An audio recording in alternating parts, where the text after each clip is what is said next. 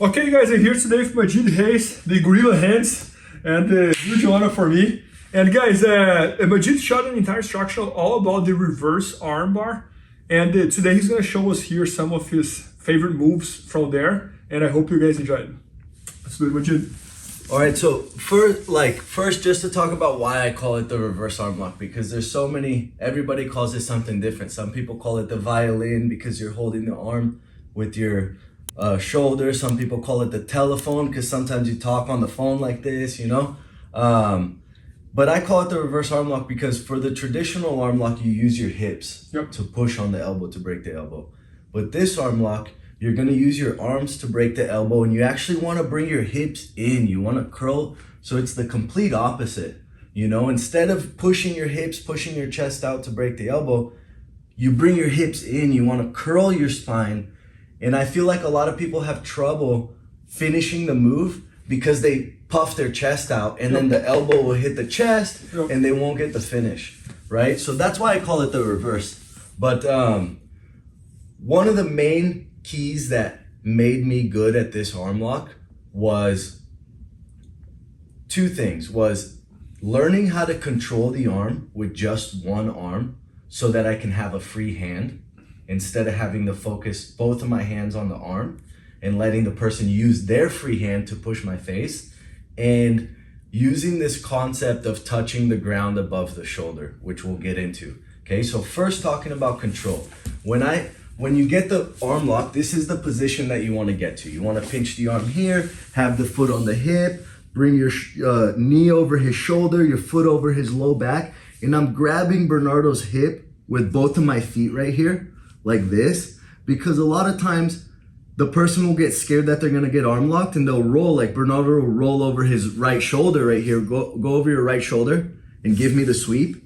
Over my right shoulder? Yeah, and give me the sweep, and that way I know I'm gonna land in a mount position. I'm not gonna let Bernardo escape out and maybe offer me the omoplata or some scramble where I don't know where I'm gonna land. If I'm hugging his hips, for him, it should feel kind of crazy to roll that way. Yep. But it's an option. It's an option rather than tapping, right? So a lot of times when I was competing at the ADCC trials, I would do the arm lock and the person would sweep me into the mount, and people would be like, "Oh, but it didn't work." It's like, bro, you got the mount. You got the mount. The threat worked, you know. The threat of doing the arm lock worked. It's like, if somebody's robbing your house and you pull a gun on them and they run away, the gun worked. You didn't have to shoot them, but the gun worked, you know?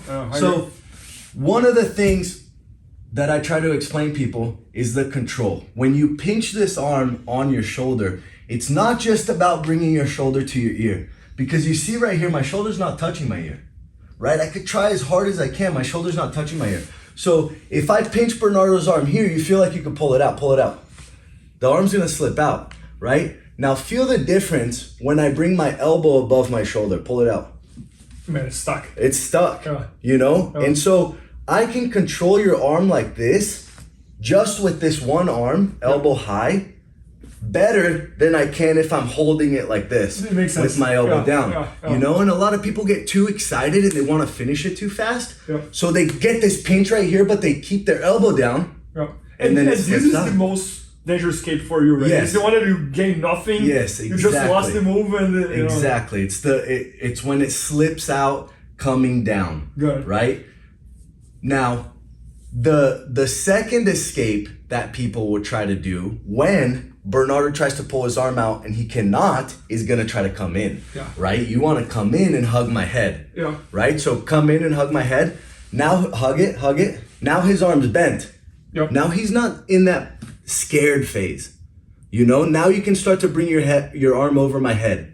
Start to bring this one over my head right here. Exactly. And then it's gonna start to slip out, right? So to avoid that, that's why I learned this from making Jeff Glover film me, and I told him, I was like, I'm only gonna do this arm lock in like 5 rounds, and I want to figure out what's the difference of when I finish the arm lock and when I can't finish the arm lock and people give me the sweep. And the main key was this hand in the face. Okay. So now you cannot come in. And then you try to go out You cannot. You try to come in. You cannot. So then you're stuck in this spot where your arm's straight. Yeah. You know? And sometimes you get an arm lock on somebody. They don't tap because of the pressure. They tap because their arm's straight. Yeah. And they're scared. Yeah. You know? And they're like trying to slip out. They're like, okay. Yeah. And it is scary. It's scary. Yeah. It feels like it's going to break. But if you punch your arm in, and I'm here, punch your arm in, and then it bends, now you're not scared anymore. Yeah. I agree. You know it's off your elbow.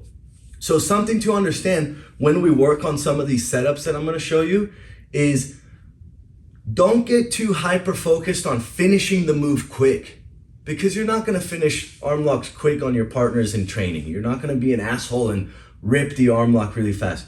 You want to focus on the control. You want to keep the person in the sweet spot for as long as they can, for as long as you can, so that they tap because they can't get out. Not because you were an asshole and you went for it quick. You know, it's the same with like leg locks and heel hooks. You don't want to be an asshole to your training partners and rip a heel hook. You want to finish it because they cannot get out of the move. So you focus more in the controlling than actually in the submission. Exactly, because when I show you these setups, you're going to realize that the setups will happen naturally. This stuff happens every round that you train. You get in a position where you can do this arm lock, but if you go for it too fast, then you have to do the butterfly sweep, right? That's the combo of this arm lock. You get the arm lock, the guy hugs your head, you do the classic, put the hook, butterfly sweep, right? But if you can make the person not hug your head, so if I'm here, right? And when I finish the move, I want to be sideways, right? But if I'm in the process of getting sideways, I'm still flat on my back, okay? And Bernardo hugs my head. Now he's offering me this butterfly sweep, right? A lot of times, what'll happen is like my foot will be on your hip, you'll try to hug my head, you'll pull that foot off your hip. Yeah, and exactly, to lean and step your leg and put pressure. Now I can't get the arm lock, but I can get the sweep, right? I can push my elbow, I can club your head, and I can get the sweep. And that's why I wanted to figure out, I didn't want to do the sweep. The sweep's cool, I love doing the sweep, but I wanted to finish the arm lock. And I wanted to figure out why I can't do the arm lock and I can always do the sweep, and why I can do the arm lock. And I realized in those videos when Jeff was filming that every time that I would get to this spot, instead of hugging the arm, I would post on the face, try to hug my head. There's no way. You're stuck. And then I can get to my angle. And then now the finish is this hand stays where it's at, right on my shoulder. I'm not gonna move to a gable grip. I'm gonna keep this hand on my shoulder. I'm gonna bring this hand to my elbow, and I'm gonna pull my elbow to my chest while hollowing out my chest. You feel that? So if I puff my chest out and I pull, you don't feel anything. And a lot of people get here and try to squeeze, and the guy feels like, think about when you get a piece of wood and you want to break a piece of wood by stepping on it, right? If you put the piece of wood flat on the ground and you step, nothing's gonna happen. If you get a little brick and you put the piece of wood and you step, maybe it's not gonna break. It's still gonna hit the ground because it'll bend a little bit. But if you put it up, then there's the space. You know, you need the space, right? Right here, I cannot have just a little bit of space. Bernardo's arm's not gonna break. He's gonna feel a little bit, but then it'll hit my chest. But if I make space right here, I open up my chest right here, and then start to pull with my elbows, he can feel there's still like 2-3 inches after he starts to feel the pressure. So there's a lot of space for the arm to actually break, for you to feel the danger of the arm to break, right? So talking about setups, okay? My favorite concept to think about when trying to set up this arm lock is one of the most basic, like, don't do this in jiu-jitsu, which is when they put their hands on the ground, touching the ground, right? So if you are, and a lot of people don't understand that this is one of those concepts where it's so easy to focus on. It's like a foot sweep. Foot sweeps don't work every time, but there's no risk if it doesn't work. There's a risk if the double leg doesn't work, you know? So you can do 50 foot sweeps for one double leg that you do, Yep. right? So this is one of those things that's so low risk, you can do over and over, and everybody does this over and over. But if you hyper focus on making the person, the concept is making the person touch the ground above your shoulder when they are behind your hips. Make the person touch the ground above the shoulder when we're behind. Okay, got it. Right? So right now, you're behind my hips. Yeah, so you gotta find a way. So if you touch the ground right here, it's crazy. Yeah. Right? Touch the ground right here. What's gonna happen? You're gonna get arm lock. Boom. Yeah. You felt this your whole life doing jiu-jitsu. Yeah. Right? Now, let's say we're in a half guard. Right now you're in front of my hips. Yeah. Your knees are in front of my hips. Yeah. You can touch the ground right here. Yeah. No big deal. Yeah. Right? Now keep your arm right there. When I get my knee out, Yeah, that's dangerous. now we feel the danger. Yeah.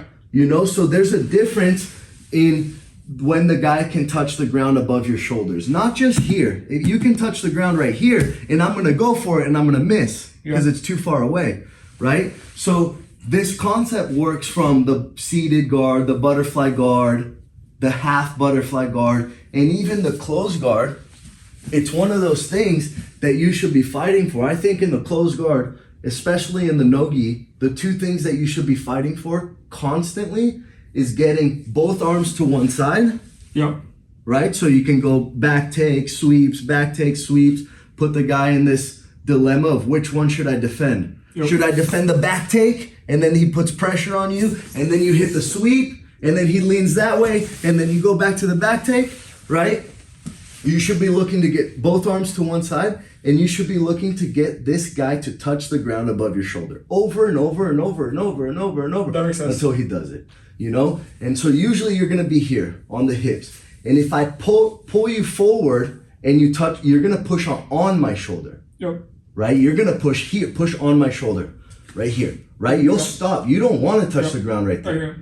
You know, and I'll pull you here and you'll push there and I'll pull and you'll push on my shoulder, right? So from the beginning, from when you have your hands on my hips, I'm gonna pull you, expecting you to touch here, and I wanna make you miss, right? So I'll have my hand very relaxed right here, behind your elbow, by your forearm, right? And when I pull and you go to push on my shoulder, I'll start to push you there so that your hand slips off my shoulder, right? And as I pull and your hand slips off my shoulder, I'm gonna do the pinch, Man, it's tight.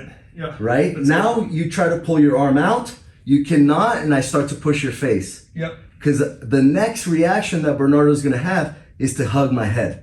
If he can hug my head, now he can get his arm over my head, right? I don't want that. So as soon as he comes in, I have this frame. Try to hug my head, No way. no way. And then I can start to hip escape, put my right foot on his hip. I wanna have my hip completely out, my leg over his lower back right here, so my foot's hugging his hip. Look to the ground, hollow my chest, and start to finish the arm lock. Yeah, no man, that's awesome. And I love the idea that you have of focusing more in the controlling than actually the submission. Because I always talk about that as well. Like in my opinion, there's always like the entrance, the controlling, and the finishing. And so many times people focus only in the finishing and they don't have enough entrance and they don't know how to control. So I love how in your mind you have like all this entrance and you control better than anybody else. Then the finishing is just like a consequence versus like the main thing. Exactly. And I think that focus, when you get the control down, that part will happen so naturally, so muscle memory, automatic, that you can focus on the entries. Yeah, you can because plug the entries. The entries for everything is gonna be over and over and over and over and over until it happens. When it happens, the worst case scenario is you miss the opportunity. And you're like, oh, it was there. Now I have to do 20 more entries to get the control. You know, but it should be automatic. You shouldn't get one entry, get the control. No, that's never gonna happen. You're gonna have to do 20 entrances. So the way that I try to set this up a lot is from like watching Marcelo Garcia is pulling the guy from the butterfly guard right here and trying to get you to touch the ground. Right? So we'll be hand fighting here. If you like grab my collar tie right here, I'll hold this and I'll start to pull you and just tilt you a little bit this way. Boom. To get you to touch the ground. Yep. And then now you're gonna pull it out. As you pull it out, boom. I get the bite. I push your face so you can't come in, right? And then I'll start to hip escape, foot on the hip, leg over the back, go elbow to elbow, open up my chest, and then start to get the finish. Man, it's super tight. You know? Super tight. It felt like the baseball choke. Yeah. No, guys, for those who doesn't know, you probably know if you do jiu-jitsu, if you haven't heard about Magid, but he has the best baseball choke in jiu-jitsu. And it sounds like now you have like one of the best reverse arm bars. Yeah, well, I've been doing a lot of no-gi tournaments lately, yeah. so I wanted to hyper-focus on a move that wasn't just a submission, but if the submission doesn't work, you get the consequence of getting a sweep. Always. Yeah. Every time you don't get this submission, the guy will start to lean forward so much to defend the arm lock that you get the sweep too. So it's a good combo attack that you can use. No, that's awesome. And guys, make sure to check it out. So Magid has an instruction at BJJ Fanatics that's all about the reverse armbar, reverse arm lock. So make sure to go to BJJ Fanatics, just search by his name and you're gonna find it. And I hope you guys enjoyed, and thanks so much, Magid. Thank you. Thank you. Please help me out to grow my YouTube channel. Just click subscribe. And to watch more videos, just click under see more videos. I hope you enjoyed. BJJFanatics.com. Use the promo code YouTubeFaria to get 10% off any instructional video. Improve your jiu-jitsu faster.